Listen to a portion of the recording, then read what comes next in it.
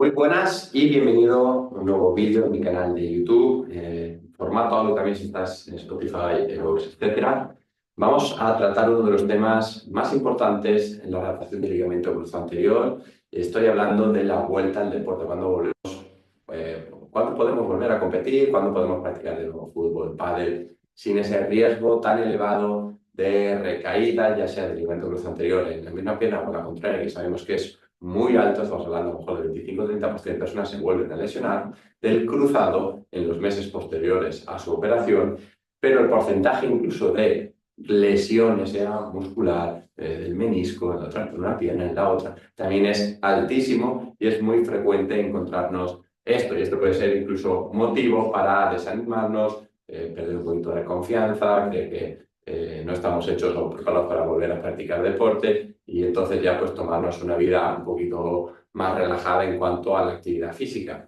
Entonces, pretendo con esto poder arrojar un poquito más de información, un poquito más de luz acerca de la vuelta al deporte, puesto que algo que se comenta muchísimo es el tiempo, es la variabilidad del tiempo. Ya he comentado en muchísimos vídeos que puedes ir a chequear que el tiempo no es lo más importante en la adaptación del ligamento cruzado anterior, a no ser, por ejemplo, que estemos en las primeras fases y tengamos que depender también de si nos han tocado o no, por ejemplo, estructuras como el menisco, puesto que si suturan, por ejemplo, el menisco, sabemos que vamos a estar unas cuantas semanas sin apoyar y esto, por ejemplo, sí que nos lo va a condicionar y el tiempo aquí es importante. Pero, ¿cuánto tiempo tiene que pasar para poder practicar de nuevo fútbol o practicar de nuevo deporte con garantías y volver a competir? ¿6 meses, 9, 11, un año?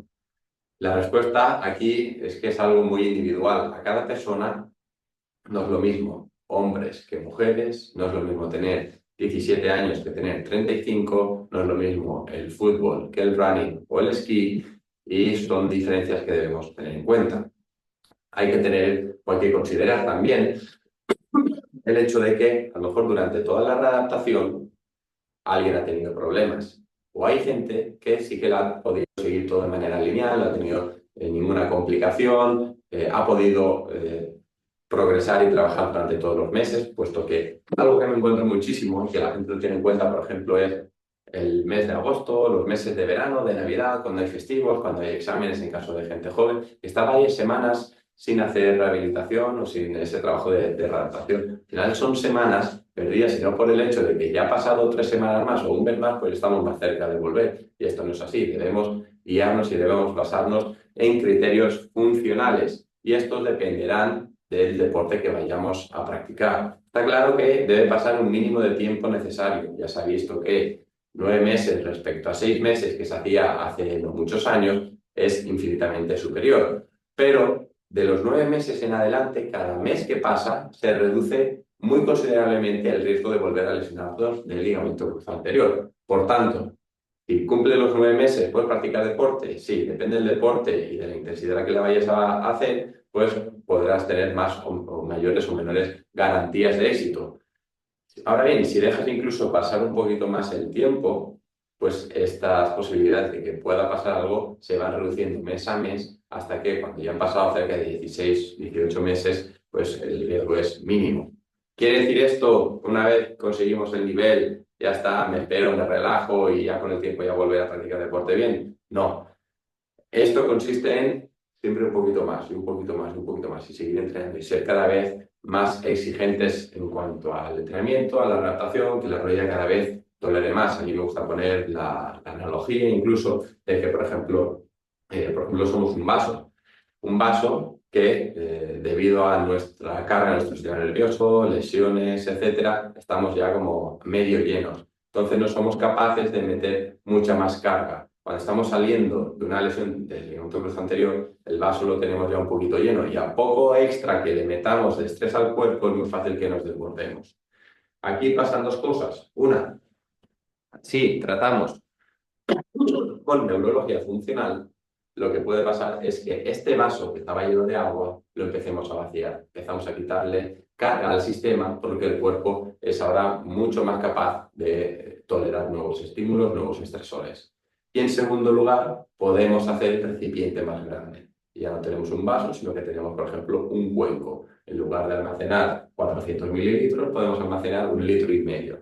¿Va a ser lo mismo? No, si juntamos las dos, pues será genial, porque de una estamos quitándole carga al sistema, estamos quitándole agua y aparte, si somos capaces de entrenar de manera adecuada, le daremos mayor capacidad. Y esto es imprescindible cuando queremos volver a competir con garantías, con éxito, sin que nos pase nada malo en la rodilla de nuevo o alguna otra lesión muscular. Entonces, y los índices de fuerza deben ser altísimos.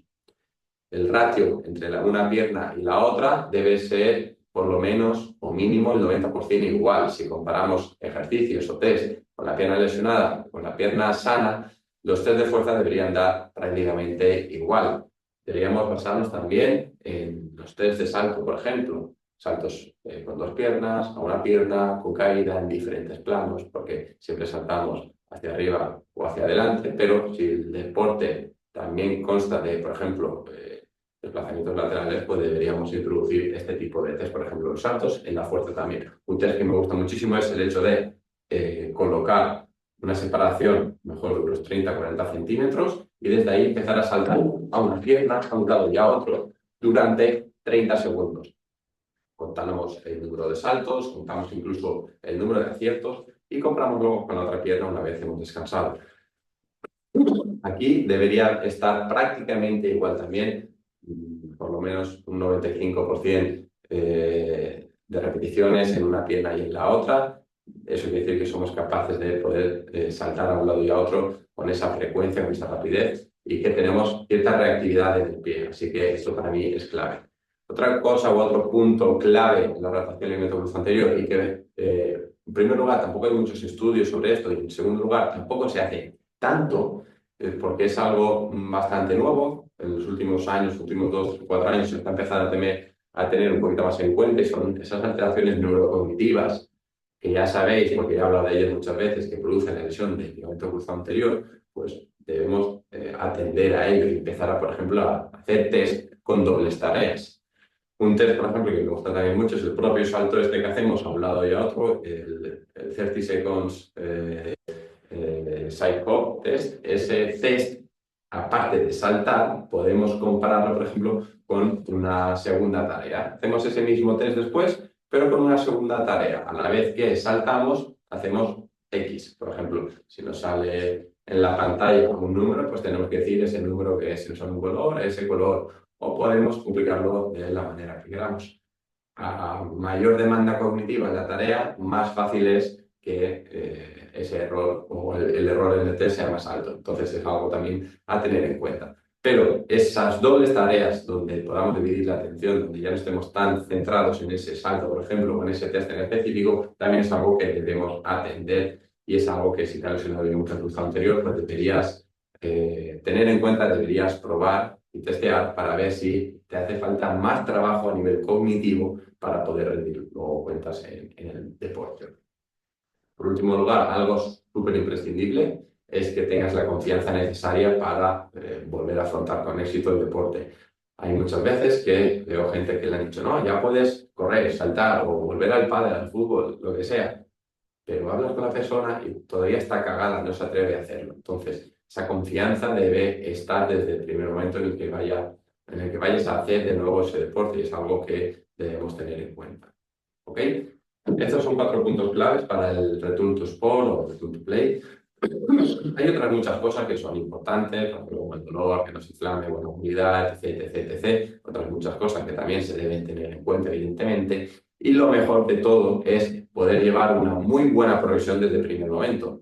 ¿Qué me gusta hacer a mí y cuáles son los mayores casos de éxito? La gente que hace un preparatorio en el que mejoramos, dejamos la rodilla en el mejor punto para el postoperatorio, tomamos medidas, tomamos test antes de la operación, se opera, empezamos a trabajar desde el día 1 en el que se opera y vamos llevando y vamos siguiendo vamos controlando esa adaptación del FA hasta los 9 meses, 12, un año, lo que sea. Vamos pasando test periódicamente, fase por fase, vamos viendo la evolución, vamos atacando pues esas carencias, esos déficits. Porque, por ejemplo, imagínate, como te he comentado, que ahora tú haces un test a nivel cognitivo y como no has trabajado nada cognitivo en toda tu adaptación del FA, pues esos test van a salir muy, muy, muy, muy mal. Y tienes que empezar a meter una base de trabajo con carga cognitiva que va a costar por lo que no eres eficiente en el proceso de adaptación. Hay que tener en cuenta también, y quiero matizar aquí, que no todo vale.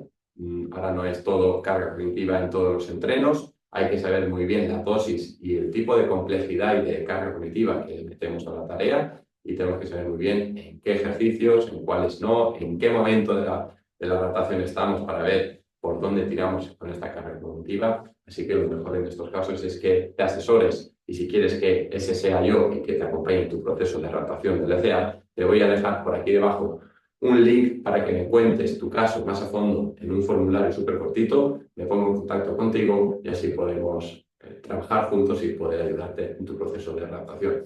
Espero que te haya gustado. Dale like en la plataforma en la que estés, dale like porque quiero llegar a muchísima gente, quiero que este 2025 pueda ayudar al mayor número de personas posible en su proceso de adaptación de LCA o de menisco y que puedan volver al deporte con garantías y con seguridad. Ese es mi objetivo. Yo personalmente no puedo coger a un número infinito de personas, siempre trabajo con un número de plazas determinado. Entonces, trabajo con muy poquita gente mes a mes, o voy incorporando poquita gente mes a mes. Lo que quiero conseguir con este tipo de vídeos, de formato en audio, es que personas de cualquier parte del mundo puedan o podáis plantar las orejas en ciertas cosas que os chirrían, a lo mejor cosas que os están haciendo, de ostras, pues a lo mejor esto no es lo mejor, Mauro comenta esto, este punto de vista es interesante, a mí no me están teniendo en cuenta esto.